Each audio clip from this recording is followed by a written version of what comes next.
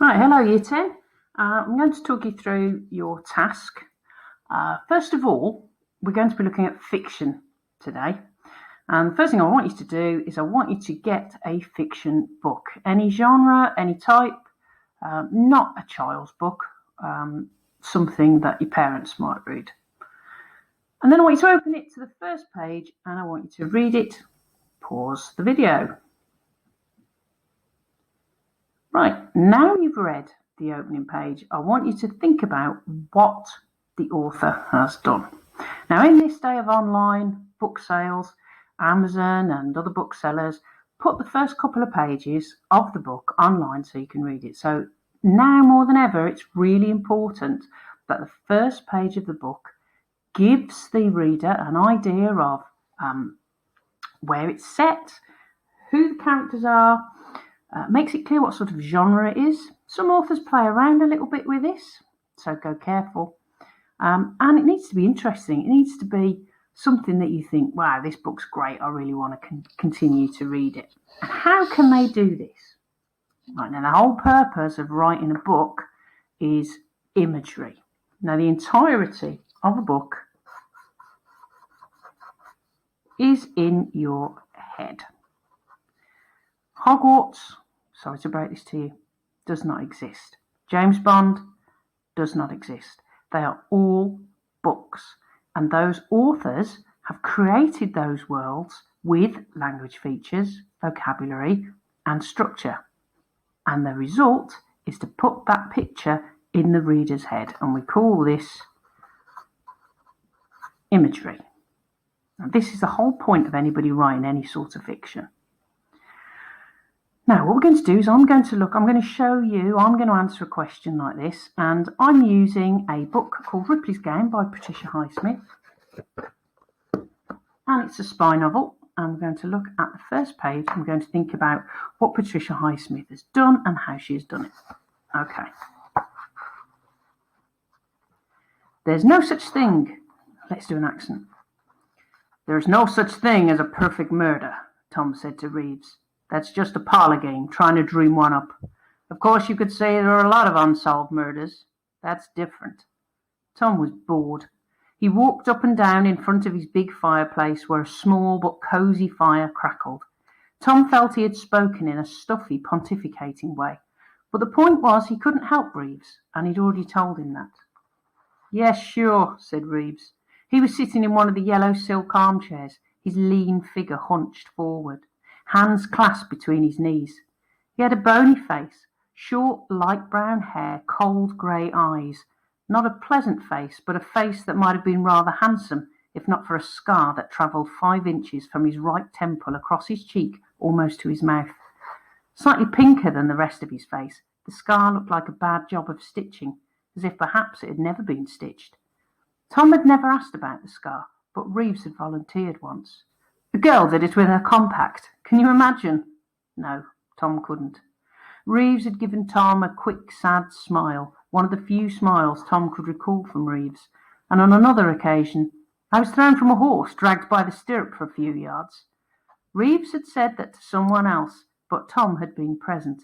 Tom suspected a dull knife in a very nasty fight somewhere. Right, now that's all I'm going to be looking at. Now, what has the author told us?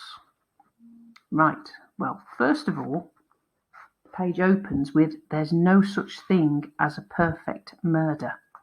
Now, that is very intriguing. So we know that by talking about murder, they want to get away with something.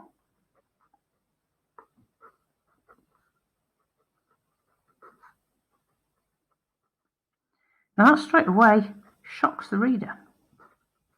Who are these men? Are they plotting a murder? That's just a parlour game trying to dream one up. So what they mean is, you sit round with your friends after a glass of port. Could you ever have a perfect murder? That's different. Tom was bored. Right, now, the fact that Tom is bored, let's think about that. They're discussing murdering somebody. That's not a boring topic of conversation, unless you do it all the time. So Patricia Highsmith is suggesting that Tom and this Reeves character That's another point. No first name. That's quite mysterious. Are they regular murderers? Who are these people? Right, he walked up and down in front of his big fireplace where a small but cosy fire crackled. Right, okay, so big fireplace suggests money. Tom felt he had spoken in a stuffy, pontificating way. Right, now, stuffy means sort of up himself, thinking that he's somebody a bit like Mr. Burling, you call him stuffy. And pontificating is a very interesting word. Pontificating means you're telling somebody what to do. It comes from the word pontiff, which is another word used to describe the Pope. So it's somebody who's very clever, knows what they're talking about, but they're telling you what to do, not persuading you, and they're telling you like this is for your own good. So pontificating is a very interesting word. So it shows it's the sort of thing where you say, oh, why are you telling you, don't tell me to do what I already know. And this pontificating assumes that Reeves knows all about murder already. Right, let's have a look at Reeves then. Yes, sure, said Reeves, sitting in one of the yellow silk armchairs. Again, we've got this link to money. Lean figure hunched forward. Now, lean is interesting. Lean doesn't suggest skinny, doesn't suggest somebody who is badly nourished or weak. It suggests fit. Somebody who's lean is like an athlete. Hands clasped between his knees, bony face, short light brown hair, cold grey eyes. Lack of remorse, perhaps. Not a pleasant face, but a face that might have been rather handsome if not for a scar that travelled 5 inches from his right temple across his cheek almost to his mouth. Slightly pinker than the rest of his face, so it's a new scar. He's been up to something recently. Looked like a bad job of stitching, or as if perhaps it had never been stitched. Right, now here we have the very first mystery of the story. Tom had never asked about the scar, but Reeves had volunteered once. Right, Tom had never asked about the scar. Perhaps was he scared too? Was it just awkward? They're obviously not that good friends.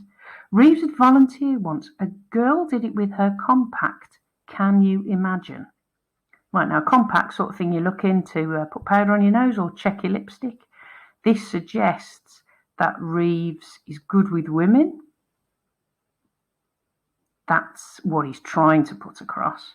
The fact he was thrown from a horse, dragged by the stirrup for a few yards, again, suggests that he is fit and he's got money. And then the very final line, Tom suspected a dull knife in a very nasty fight somewhere. Right, so this suggests that Reeves has been street fighting or something like that. Reeves has been fighting. But Reeves isn't bragging about that. Reeves hasn't even gone and got the scar stitched properly.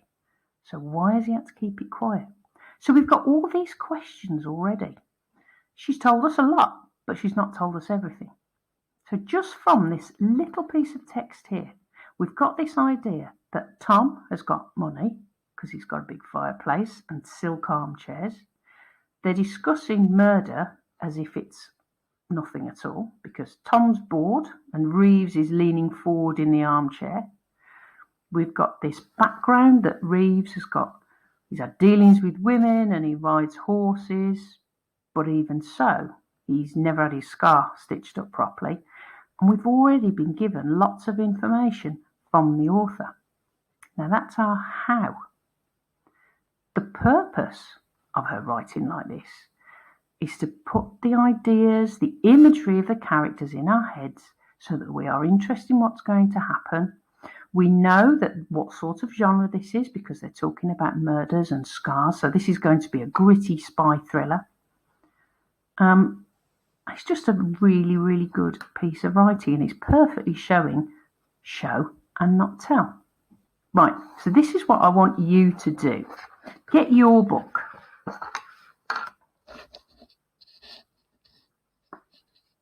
Put what? What's been said about the characters? What have you guessed? What's been said about the setting? What sort of book is it? And then how has the author done that? Pick out the language features. What words have been used? What structure? Now at this point, I'm not wanting you to say, oh, this is an adverb, or this is a metaphor or a simile, although you can, because obviously those are basics. I want you to think about what those things say and why the author has done those things. Why has Highsmith not told us much about these two characters? Why has Highsmith used the word boring? What did it tell us? Why has Highsmith had Reeves lying about where he got the scar from? What imagery is it putting in your head? And I want you to do this with the piece of text of your choosing. What does the author tell you in that opening paragraph? Why has the author chosen to tell you that in that opening paragraph? If you had to choose 4 points from that opening page, what would you choose? Just write out the quotes and say what purpose those quotes have. So the work that you will send back to me will be answers to these questions.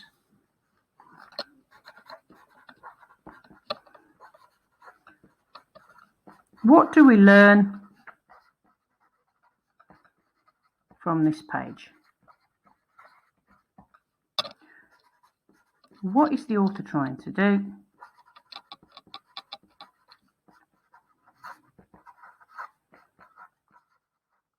And finally, choose 4 words or phrases. Write them out.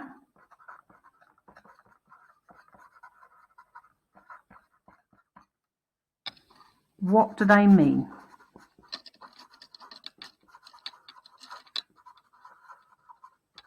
Okay, that's all I want you to do. Get back to me as soon as you can, and I'll give you the next step.